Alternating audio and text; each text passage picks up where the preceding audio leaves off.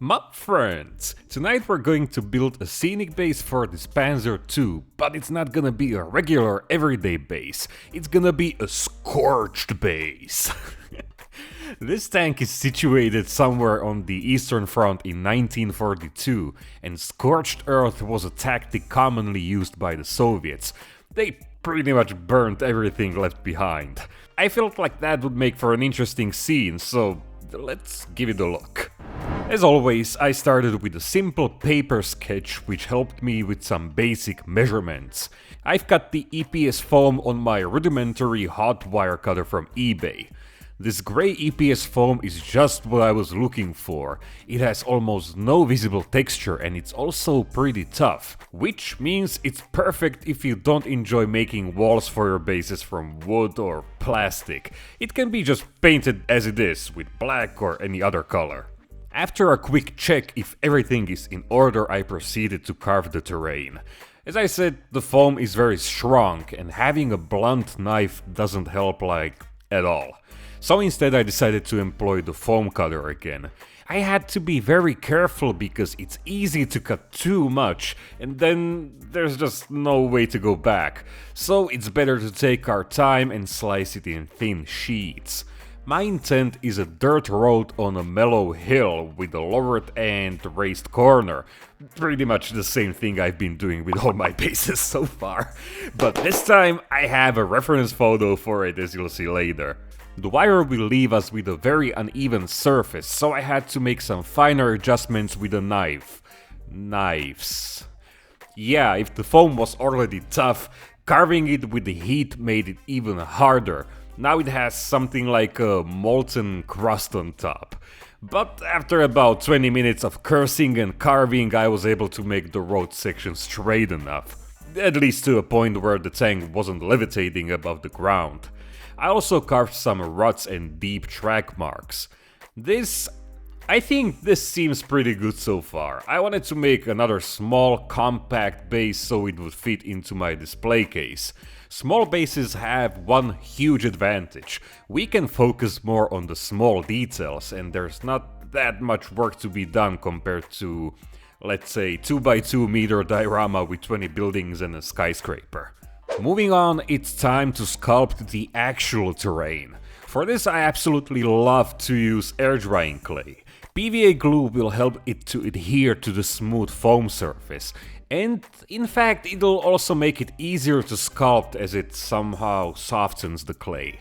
I started with the rutted sections to make sure the tank will have a solid foundation to stand on. Because I had no leftover tracks which I could normally use for imprints, I had to again use the model as a stamp. Yeah, a thin plastic bag will protect the painted tank tracks from getting all messed up from the soft clay. This reminded me how tedious the process is, so I quickly borrowed the spare track and used that instead. The bag is easy to remove and it won't damage the clay whatsoever.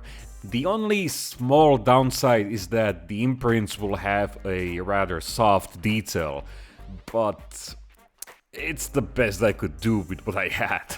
Now I could proceed with the rest of the ground. The clay that I'm using is a generic air drying clay which I found amongst school supplies in my local Tesco. Not all clays are made equal though. For example, the reddish brown clay which I've been using on my previous bases was much easier to sculpt. This one is quite messy, but it's better than nothing, especially now during another lockdown in Slovakia. The soft gooey clay has some advantages though. It's very easy to shape with different tools, so it's not just a foundation layer for our groundwork. We can in fact create lots of shapes and terrain features with it. Not to mention, it can be actually textured with a sponge. I kinda forgot to cover this large hole in the ground, so instead I filled it with a huge rock and some loose pebbles. It's not like it's gonna be visible in the end because it's sitting right under the tank, but I thought it would be a nice detail, at least for the video. One of the best features of the clay is how it can be used to sculpt the torn earth around the deep track marks. I purposefully set a small amount of the clay aside and left it for a while to dry. Once it starts solidifying, it'll create these nice jagged shapes which look pretty authentic. With the basic groundwork done, we can start adding some textures. I received a few diorama products from AK Interactive, and this base was a nice opportunity to try their crackling earth paste. It actually has no texture, it's just a smooth earth-colored acrylic paste, but once it dries, it'll create realistic in-scale cracks just like in real life when the ground is extremely dry. I felt like this would make for an interesting effect, especially as these parts will be scorched. The road was covered with PVA glue diluted with water and sprinkled with 0.5mm sand. It's gonna give it a very nice gritty look. To avoid any large piles of sand, I, so to say, blended the wet surface with more glue and water, so, spreading the debris into a more even layer. Earth from my garden was then added for additional texture. I placed large clumps around the ruts and the finer stuff in the center of the road. When I was looking at reference photos, I noticed how a destroyed dirt road can get really messy. So this was a nice opportunity to make the most out of it. The crackling paste took a while to dry, but the results are pretty nice. I didn't want these sections to be completely smooth though, so I added some fine grains here as well, just to, blend them slightly more with the gritty road. The texturing stage is now done, so let's now make some vegetation.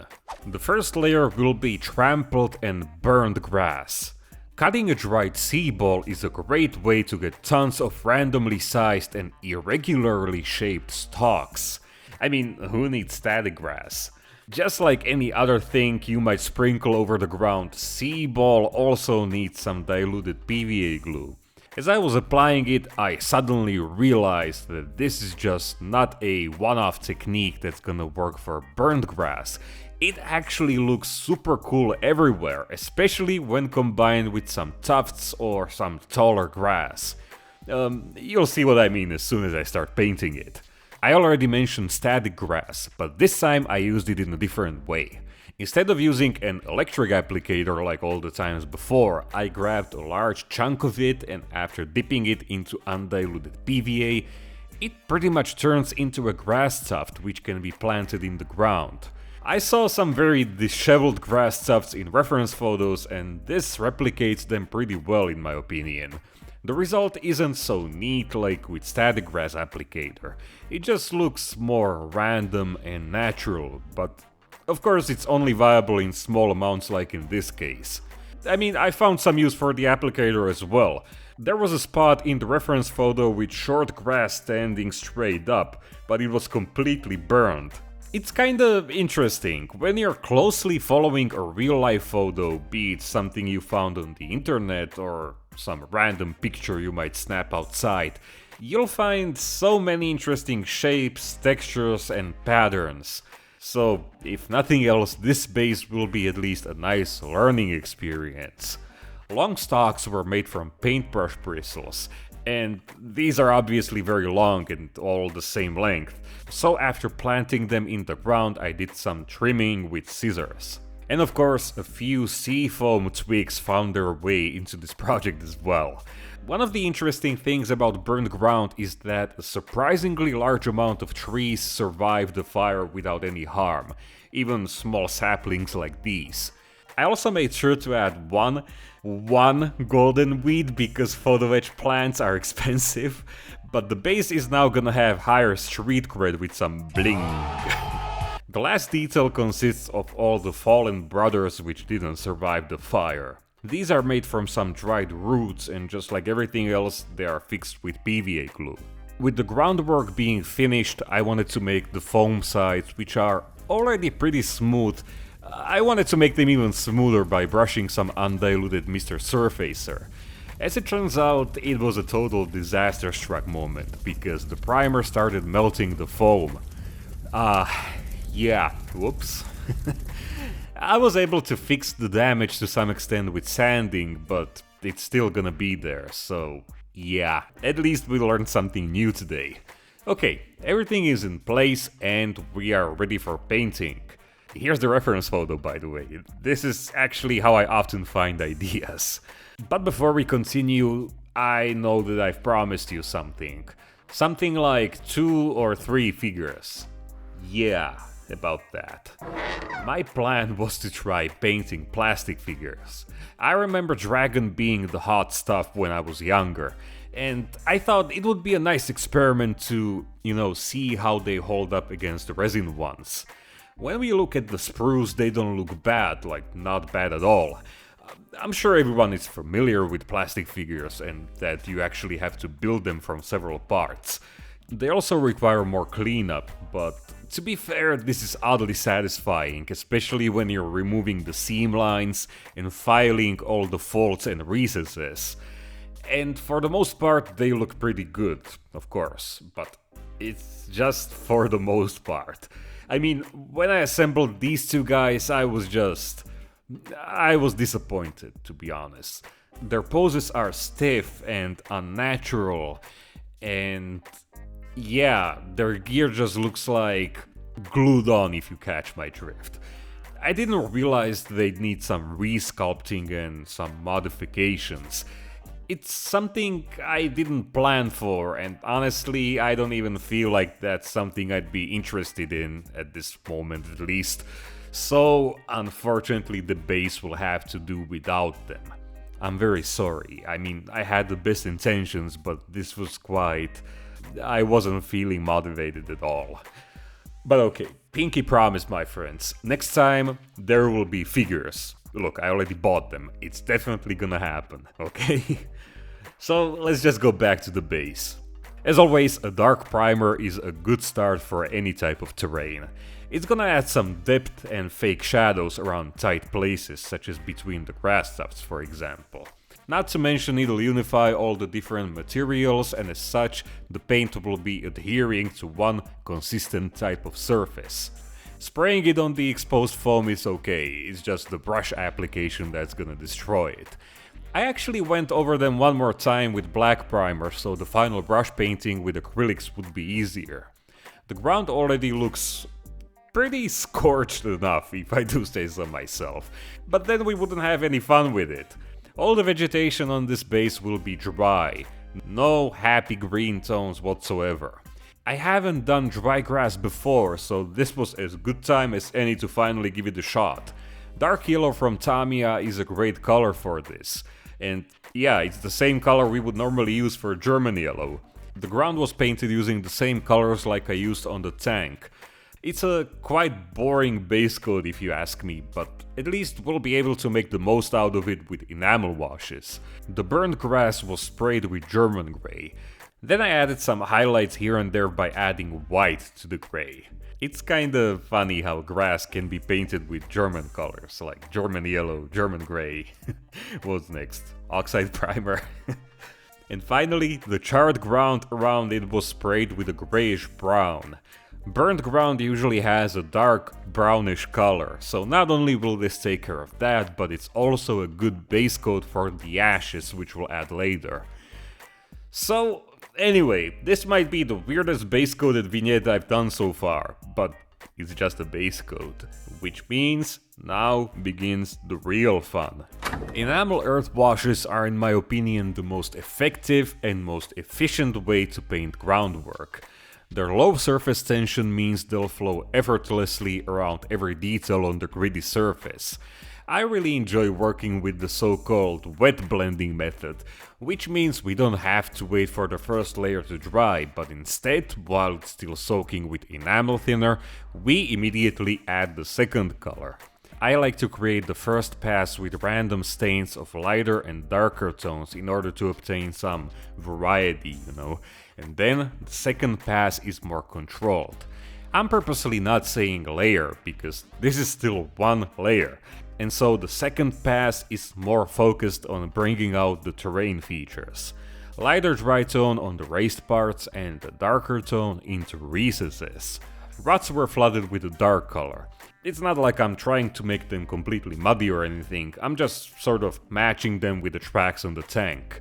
Small amounts of both colors were also blended on the scorched parts to give them a more earth-like quality, so to say.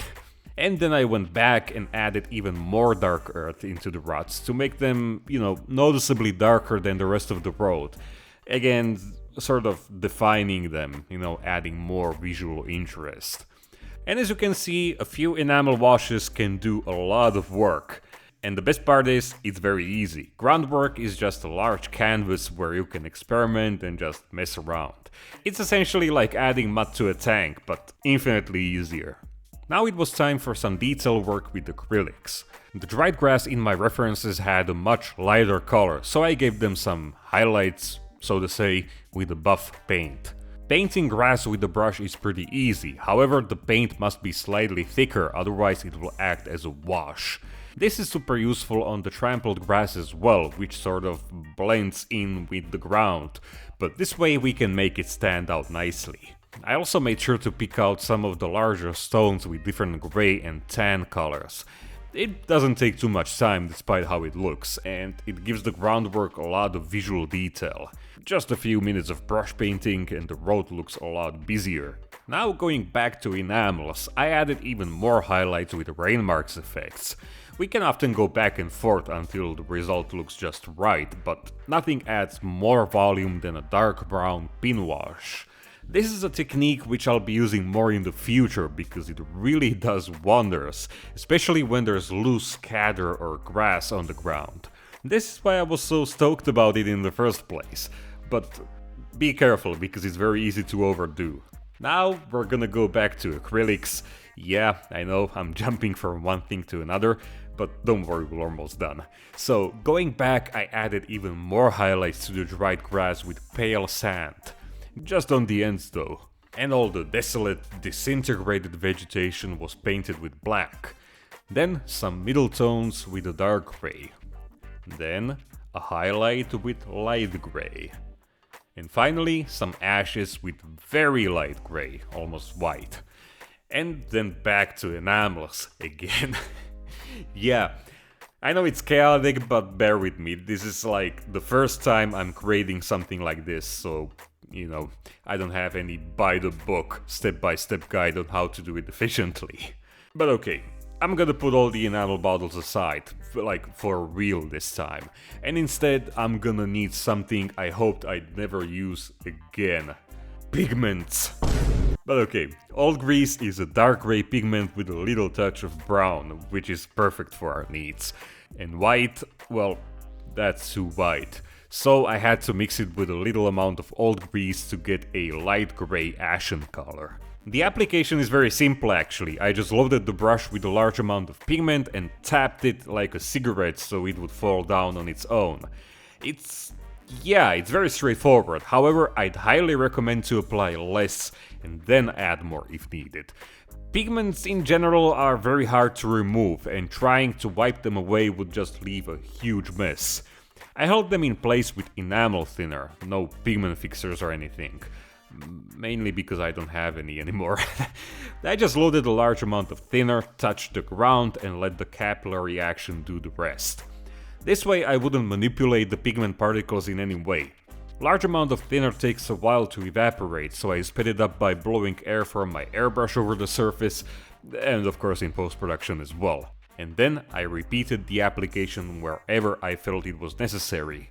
Honestly, I don't see any way how I could replicate this effect with enamels or oil paints. So even though I'm not a fan of pigments, not a huge fan at all, I still have to admit, they I guess they still have some legit uses in modeling. But that doesn't mean I'm gonna start using them, only if there's no better option, which is quite rare. So here we have it. I'd say the groundwork is pretty much finished. I don't know what else I would add. So the last thing is to paint the sides with black paint. It's interesting how the primer from Gunze started melting the foam, but Tamiya has no effect on it whatsoever. I'd say it's because the primer is a pure lacquer-based product and Tamiyas are acrylic lacquer hybrids. Normally I'd glue the model to the ground like usual, but it sort of fits in its place without any issues, so I'm just leaving it there to sit on its own. And there we have it, a scorched earth vignette. To be fair, this base was kind of a, bumpy ride. that whole figure fiasco left me very demotivated, to be honest. Yeah, I was looking forward to some figure painting, but they were just... I just knew it wouldn't be worth it and I wouldn't enjoy the process like at all. And I really don't feel like I'm ready for resculpting and, you know, modifying figures, so yeah, I had the best intentions and it just backfired at me. I'm sorry for that. And as for the base itself, there's one extra reason why I didn't glue the model to it.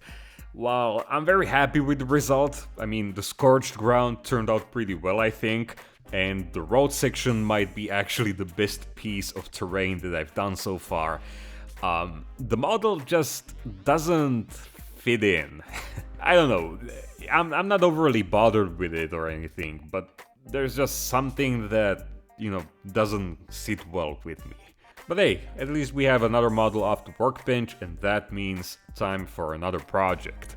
Which I'm actually very stoked about, because it's gonna be a huge American tank, and I have a very clear vision for the diorama. And yes, this time it's finally gonna be a real diorama, because I want to make a small building, some figures which will interact with each other, you know, like socialize. So yeah, it's a pretty ambitious project. So let's just hope it'll all go well without any issues. So in the meantime, let me say a big thank you for watching all the way to the end, and thank you to my cool patrons who make this weekly show possible. While you're watching this video, I'm already working on the next model, so that means all the updates are right there on my Patreon page. This is the kind of stuff I post almost every day, and that means there's like hundreds of these updates from all my previous projects as well, so it sort of reads like a modeling blog or a magazine. But obviously that's not everything. We have 1 week early ad-free videos, so, you know, next model, you can watch it right now. Yeah, that's also there. And of course we have DMs so we can get in touch, and the super nice studio photos which you can download in full resolution. But anyway, that's pretty much everything I had for you this week, and I mean, the model is not gonna build itself. So until we see each other again, stay safe, stay awesome, have fun and take care, and I'll see you friends next week. Cheers!